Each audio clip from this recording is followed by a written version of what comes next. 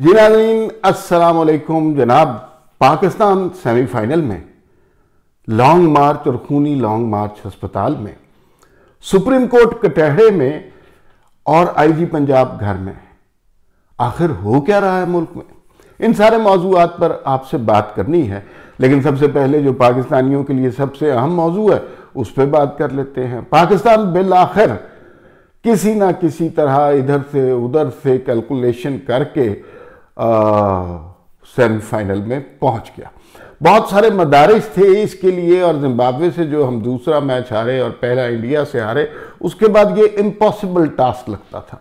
आज सूरत हाल ये थी कि आज नीदरलैंड या साउथ अफ्रीका को हराए या इंडिया को जिम्बाब्वे हराए, तब कोई सूरत बन सकती थी, और दोनों ही बहुत मुश्किल काम थे।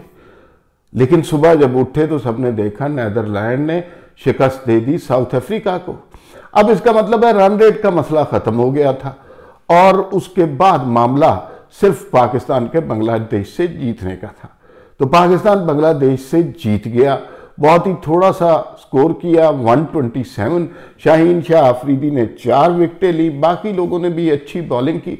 लेकिन फिर जब बात आई पाकिस्तान की बैटिंग की, तो जिसे कहते हैं कि खून खुशक करने में पाकिस्तान की टीम से बेहतर कोई और टीम नहीं हो सकती। एक टोटल जो कि बहुत थोड़ा सा लगता था, और फिर उसके बाद जनाब बांग्लादेश की बॉलिंग अटैक भी कोई दुनिया का बेहतरीन बॉलिंग अटैक नहीं है, लेकिन उसके बावजूद पहले 10 ओवरों में बाबर आजम और मोहम्मद रिजवान ने जो खेल पेश किया, लगता नहीं था कि पाकिस्तान का कोई जीतने का मूड है। लेकिन फिर उसके बाद दुआएं दीजिए मोहम्मद नवाज को, हारिस को और फिर शान मसूद को, कि जिन्होंने पाकिस्तान की डूबती कश्ती को संभाला। पाकिस्तान के लिए ये बहुत बड़ा मुआवजा हो गया। कोई तवक्को नहीं कर रहा था कि पाकिस्तान सेमीफाइनल में इतनी शदीद सूरत हाल के बावजूद जीत जाएगा, पहुंच जाएगा। तो बहरहाल पाकिस्तान पहुंच गया हुआ है, और कहा यह जाता है कि पाकिस्तान अगर मुश्किल हालात से एक दफ़ा निकल जाए या इस तरह के टूर्नामेंट में से एक दफ़ा जो है क्वालिफाइंग राउंड से आगे निकल जाए, तो फिर हमारा मुकद्दर जो है वो ट्रॉफी ही बनती है। 92 में भी इसी तरह हुआ था, और खैर वो बहुत बड़ी फतह थी पाकिस्तान के लिए, और आज भी सूरत हाल कुछ ऐसी है। तवक्को रखनी चाहिए, उम्मीद रखनी चाहिए कि पाकिस्तान इस मरहले से निकल गया है, तो अब पाकिस्तान जो है इंशाल्लाह फाइनल भी जीतेगा और ट्रॉफी घर लेकर आएगा। अच्छा जी, बाकी सियासी मामलात पर बात करते हैं। इमरान खान की जो शौकत खानम के यहाँ से रिपोर्ट आई है, और वो रिपोर्ट बिल्कुल मुतजाद है इमरान खान के बयान से, और कि मुझे 4 गोलियां लगी हैं।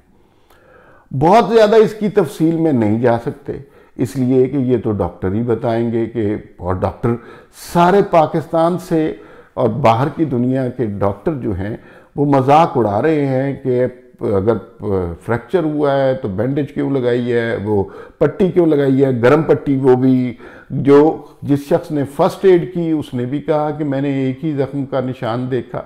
तो ये सूरत हाल बड़ी कॉम्प्लेक्स हो गई है, इस पर ज़्यादा तबसरा मैं नहीं करना चाहता, इसलिए कि पाकिस्तान के डॉक्टर्स और दुनिया भर के डॉक्टर इसको एवेलुएट करेंगे। फैसल सुल्तान साहब के बयान को दुरुस्त मानना चाहिए। उन्होंने कहा कुछ छर्रों के निशानात मौजूद हैं। फ़र्ज़ कीजिए, और ये बिल्कुल फ़र्ज़ की बात है, इसमें मुझे हकीकत का नहीं पता, फ़र्ज़ कीजिए कि फैसल सुल्तान साहब ने झूठ बोला है, हो सकता है ना, फ़र्ज़ कर रहे हैं। और फिर जो मामला अब सुप्रीम कोर्ट में फुल कोर्ट के पास जाएगा, तो फिर उसके बाद वहाँ पर जाहिर है मेडिकल लीगल होगा, और गोली का निशान ये सब कुछ जो है ये पता चल जाएगा 4 गोलियां हैं, और फिर किस किस पे इल्ज़ाम लगाया कातलाना हमले का, गोलियों का निशान है, छर्रों का निशान है, ज़र्रात हैं, क्या है, वो सारा कुछ पता चल जाएगा।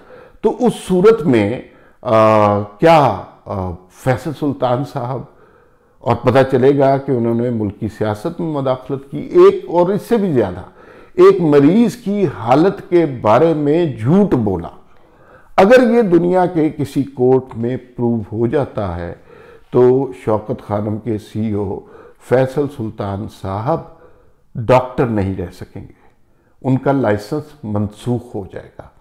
ये दुनिया भर की प्रैक्टिस है और दुनिया भर में इसी तरह होता है कि डॉक्टर, उसमें पॉलिटिकल इंपॉर्टेंस नहीं होती केस की, मरीज की हालत असल में बयान करनी होती है। अगर वो एक्सरे गलत दिखाए गए हैं, अगर वो जो रिपोर्टें हैं वो गलत हैं या उसके अंदर कोई मैनिपुलेशन की गई है, तो ये इमरान खान के जो शौकत खानम के सीईओ हैं उनके लिए बहुत ख़तरनाक बात हो सकती है और वो फिर डॉक्टर नहीं रहेंगे। लाइसेंस ये जो है डॉक्टरी के पेशे की दुनिया, उसके अंदर ये बड़ा शदीद जुर्म है और इस तरह करके आप अपनी तिब की प्रैक्टिस जारी नहीं रख सकते। ये बहुत ख़तरनाक किस्म का मामला है। तो अल्लाह ताला खान साहब को सेहत दे, दुआ कर सकते हैं और ठीक ही हो रिपोर्ट, वरना फैसल सुल्तान साहब का करियर खान साहब ने सबोताश करवा दिया है। आईजी पंजाब साहब जनाब फैसल शाहकार साहब मुस्ताफ़ी हो गए और उसकी वजह वो FIR है जो खान साहब दर्ज कराना चाहते हैं। कल शाह महमूद कुरैशी साहब ने भी बड़ी बदतमीजी की और कहा कि IG पंजाब लानत है तेरी वर्दी पे। ये सरकारी अफसरों का एहतराम है, ये पुलिस का एहतराम है। वजह तनाज़ा क्या बना हुआ है कि इमरान खान चाहते हैं शहबाज शरीफ, राना सनाउल्लाह और मेजर जनरल फैसल नसीर के खिलाफ FIR काट दें। परवेज़ इलाही सुना है, शनीद है, कह रहे हैं कि राना सनाउल्लाह और शहबाज शरीफ के खिलाफ तो FIR डालना कोई इशू ही नहीं है, मैं तो इन कामों में बहुत माहिर हूँ। लेकिन ये जो मेजर जनरल साहब कर रहे हैं ये मेरी बिसात से बाहर है और यहाँ पर मेरे पर चलते हैं। तो सुना है कि PTI के लोग बहुत ज़्यादा प्रेशराइज कर रहे हैं, कर रहे थे फैसल शाहकार जो IG पंजाब हैं उनको कि वो इस तरह की FIR दर्ज करें।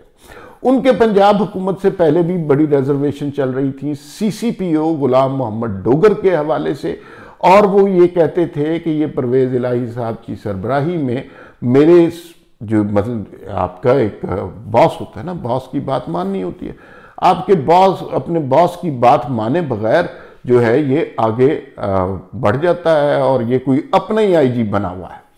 तो उस हवाले से भी उनकी रिजर्वेशन थी। उन्होंने कई दफ़ा ये भी कहा कि इस तरह के ऑफिसर को मुअत्तल हो जाना चाहिए, लेकिन परवेज़ इलाही ने और वफाक ने एक दफ़ा उसे मुअत्तल किया भी, अभी फिर किया है। तो परवेज़ इलाही ने कहा इसको कोई कुछ नहीं कह सकता, ये मेरा बड़ा चहीता आदमी है। ये सियासतदान इस लेवल के एक आध पुलिस ऑफिसर रखते हैं, पुलिस मुकाबले में बंदे शंदे ठुकवाने के लिए उनके पास एक चहीता पुलिस ऑफिसर होता है जिसके नाज नखरे बहुत ज़्यादा बर्दाश्त किए जाते हैं। अब आ जाए जी, अच्छा ये जो है ना, अब कोई नया IG आएगा, अगर तो वो अच्छा ऑफिसर है तो वो बिला वजह FIR दर्ज नहीं करेगा, और FIR दर्ज नहीं करेगा तो मामला तो और ख़राब हो जाएंगे। तो फिर इस सूरत हाल में क्या IG चेंज होते रहेंगे अनटिल अनलेस इमरान खान की मर्जी के मुताबिक FIR, और वो परवेज़ इलाही नहीं दर्ज होने देंगे। परवेज़ इलाही बड़े गाग सियासतदान है, उन्हें पता है इमरान खान वक्ती शोर शराबा है, बाद में जिन्होंने रहना है वो और लोग हैं। तो खान साहब ज़रा थोड़ा सा मामला सोच समझ के चलें, तो वो FIR दर्ज नहीं होने देंगे, चाहे 25-30 IG चेंज करने पड़े, सबको गाली पड़े, सारे मुस्ताफ़ी हो जाएं, लेकिन परवेज़ इलाही साहब ये FIR दर्ज नहीं होने देंगे। एक और मामला सुप्रीम कोर्ट क्यों भाई कटहरे में, शहबाज शरीफ साहब ने ये मामला जो है कातलाना हमले और FIR वाला, ये सारा सुप्रीम कोर्ट के बेंच के सामने रख दिया है कि वो फैसला करे, और फुल कोर्ट का मुतालबा कर लिया है। बीच में कुछ लोग हैं जो कह रहे हैं नहीं फुल कोर्ट क्या, 3 जजेस बहुत होते हैं, और वो 3 जजेस ऐसे हैं कि जिन्होंने इस मुल्क के निज़ाम को तहवाला करके रखा हुआ है, करके दिखाया हुआ है हमें, और उसी तरह के लोग थे जिन्होंने इमरान खान जैसे शख्स को सादिक और अमीन करार दिया हमेशा के लिए, जो मर्जी करते फिर सादिक अमीन ही रहेंगे। अच्छा, अब ये जो मूव है शहबाज शरीफ साहब की, इसकी कुछ रिपरकशन भी हो सकती हैं, इनके कुछ फ़ायदे भी हो सकते हैं, कुछ नुकसान भी हो सकते हैं। एक फ़ायदा ये है कि इमरान खान पुकार पुकार कर कह रहे थे चीफ जस्टिस साहब आप फैसला करें, तो शहबाज शरीफ ने भी कह दिया, फुल कोर्ट का मुतालबा कर दिया और यानी इमरान खान की जो मुतालबात मान लिए गए। तो अब वो ये तो नहीं कह सकते कि चीफ जस्टिस को तो हमने कहा ही नहीं था, हम तो किसी और से अपीलें कर रहे थे, अपीलें तो चीफ जस्टिस से कर रहे थे। दूसरी बात यह है कि अगर वो इस सब के बावजूद 3 जजेस वाला बेंच बनाते हैं तो फिर उनकी जानिबदारी मजीद खुल जाएगी। अगर वो जो है इसमें फुल कोर्ट बनाते हैं तो फुल कोर्ट में तो अब अतर मिनल्ला भी होंगे, काजी फाइज ईसा भी होंगे और मंसूर अली शाह भी होंगे। तो ये तो बड़े दबंग किस्म के लोग हैं, ये तो कोई किसी दबाव में आने वाले लोग नहीं हैं। और मैं ये समझता हूँ कि मुल्क अगर कायम है, इसका आइन कायम है, तो वो ऐसे ही जजेस की वजह से। तो अगर वो फुल कोर्ट बनाते हैं तो फिर तो हमें पता है कि क्या होगा। अब सुप्रीम कोर्ट जो है वो कटहरे में आ गया है। अब मोअज़्ज़ज़ चीफ जस्टिस साहब जो हैं उनसे सवाल किया जा रहा है कि भाई इधर इमरान खान कह रहे हैं कि चीफ जस्टिस साहब बताएं, उधर शहबाज शरीफ वजीर आजम पाकिस्तान भी कह रहे हैं। तो जाहिर है सुप्रीम कोर्ट इस मामले को टेकअप तो करेगी। ये तो नहीं कह सकते कि एक साबिक वजीर आजम, एक मौजूदा वजीर आजम, दोनों अपील इस्तदा कर रहे हैं, हालांकि दोनों के मकासद मुख्तलिफ हैं कि भाई हमारा मामला हल किया जाए। तो इस सूरत हाल में सुप्रीम कोर्ट खामोश नहीं रह सकती। सारा मामला तय होगा कि बेंच कैसा बनता है। फुल कोर्ट बनता है तो फिर हुकूमत की सत्ते खैरा। लेकिन एक बात याद रखनी चाहिए, शहबाज शरीफ साहब ने, कुछ लोग कह रहे हैं गलती की, गलती इस हवाले से की कि भाई जो है नवाज शरीफ साहब ने भी सोचा था कि पानामा का केस है, ये एवन फील्ड के फ्लैट्स का शोर मचाया हुआ है, हमने तो कोई करप्शन नहीं की, हम तो चोर है ही नहीं, तो अदालत के पास चले जाते हैं। उन्हें क्या पता था वहां पर साकिब निसार जैसे दीदा दलेर लोग बैठे हैं। उस साकिब निसार के पास केस आया, उसने जो है और फिर खोसा और फिर वो 5 रुकनी बेंच, मुतफक्का फैसला, मॉनिटरिंग जज, सब कुछ आपको याद है कि वो क्या हो रहा था, क्या किया जा रहा था और किस तरह की कार्रवाई हो रही थी। तो वो वाला किस्सा कहीं शहबाज शरीफ के साथ ना हो जाए, इसीलिए शहबाज शरीफ साहब बार बार यही कह रहे थे, नहीं नहीं हमने फुल कोर्ट का मुतालबा किया है, कोई ये ना हो 3 जजेस ही लगा दें। तो ये वॉलेटाइल सिचुएशन है, लेकिन लेट्स सी कि सुप्रीम कोर्ट इस पे कैसे रिएक्ट करता है। और आखिर में बात जिसके बगैर कोई वीलॉग, कोई कॉलम, कोई तबसरा ख़त्म नहीं होता, वो ये है कि नई तैनाती होने वाली है। अब तो मामला क्लियर हो गए हैं, तो शहबाज शरीफ साहब ही करेंगे। उसके बाद क्या होगा ये बड़ा इंपॉर्टेंट, मुझे नहीं पता और किसी को भी नहीं पता। जो बता रहे हैं वो तुक्के लगा रहे हैं कि किसका नाम आएगा। क्या पाकिस्तान पुरअमन हो जाएगा? क्या यहाँ पर सब हंसी खुशी के साथ रहने लग जाएंगे? क्या वतन में एक दूसरे की इज्जत, एहतराम, मोहब्बत और भाईचारा के जज्बात पलने लग जाएंगे? मेरा नहीं ख्याल कि अब ऐसा हो सकेगा, या कम से कम बहुत अरसे तक ऐसा नहीं हो सकेगा। थोड़ी सी नसीहत ज़रूर हुई है पीटीआई वालों को, क्योंकि इन्होंने इस सोसाइटी में हर स्टेज पर, घरों में, दफ्तरों में और जमातों में, जलसों में, जुलूसों में, सिनेमा घरों में, हर जगह इतनी नफरत क्रिएट करती है कि उस नफरत का रिवर्स हो जाना और इतना आसान नहीं होगा। लेकिन जो नए आर्मी चीफ साहब होंगे, जो भी होंगे, उनको एक एडवांटेज ज़रूर होगा, और वो एडवांटेज ये है कि वो जो हैं उनके ऊपर बैगेज कोई नहीं होगा, बोझ कोई नहीं होगा। मसलन जनरल बाजवा साहब को मानना चाहिए कि जनरल बाजवा साहब के दौर में ही नया पाकिस्तान बना था, जिसने पाकिस्तान का वो हशर किया है हर लिहाज से, समाजी, अखलाकी, माशी, सियासी तौर पर, के कभी मार्शल्ला के अदवार में भी ऐसा नहीं हुआ। तो वो जाहिर है उस गेम में उनका हिस्सा था, उस गेम का पार्ट थे। और अब जो है जो नया आर्मी चीफ आएगा उसके ऊपर कोई बैगेज नहीं होगा, कोई बोझ नहीं होगा, कोई उसने ऐलान नहीं किया होगा कि 1 पेज का, कोई ऐलान नहीं होगा माजी में उसका कि हमने वोटों से दुश्मन को शिकस्त दी वगैरह। तो ये सूरत हाल अब हो रही है। तैनाती कब होती है? आप लोग सोच रहे होंगे बहुत ज़्यादा कि ये अगले चंद दिनों में हो जाएगी। मेरा अंदाज़ा है, और मैं शुरू से ये कह रहा हूँ, हालांकि बहुत सारे तजियाकारों ने कहा कि ये 4 या 5 नवंबर को फाइनल डेट हो गई है, तो ये बस चंद दिनों में पता चल रहा है। मेरा अंदाज़ा है, हो सकता है मैं गलत भी साबित हो जाऊँ, क्योंकि इसके बारे में हतमी बात नहीं पता किसी को भी, मुझे भी नहीं पता। ये नवंबर के आखिरी अशरे में होगा, उससे पहले नहीं होने लगा। और उसके बाद जो होगा वो फैसला साज होगा। ख्वाजा आसिफ साहब और कुछ वजारत दिफा के लोग ये बात कर रहे हैं कि ये प्रोसेस शुरू हो चुका हुआ है। जाहिर है कोई फाइलें शाइलें मूव होना शुरू हो गई होंगी। प्रोसेस जब शुरू हो गया है तो फिर उसके बाद जाहिर है it is going to take some time, मुशावरतें होंगी, आपस में डिस्कशन होगी। हालांकि मैं ये समझता हूँ कि मुशावरत वगैरह जो होनी है वो हो चुकी भी है। वो किस वक्त हुई है? जब शहबाज शरीफ साहब लंदन में गए थे। क्या पहली मुलाकात में हुई थी? नहीं, पहली मुलाकात में नहीं हुई थी। दूसरी मुलाकात में सुना है कि ये मशावरत हो चुकी है। कुर्रा किसके नाम निकलता है? एक तबका, और बड़ा बहुत ज्यादा तबका ये कह रहा है कि नहीं, मोस्ट सीनियर आदमी का नाम होगा, मोस्ट सीनियर सबसे अच्छा होता है और ये वो। माजी में मियाँ साहब ने कभी मोस्ट सीनियर वाला कहानी नहीं अपनाई और उसका नुकसान भी उठाया। और अब जो मोस्ट सीनियर हैं वो जनरल आसिम नसीर है और आसिम मुनीर हैं। तो अभी मुझे नाम भूल गया, अगर वो चीफ बन गए फिर कभी नहीं भूलता पूरे पाकिस्तान को।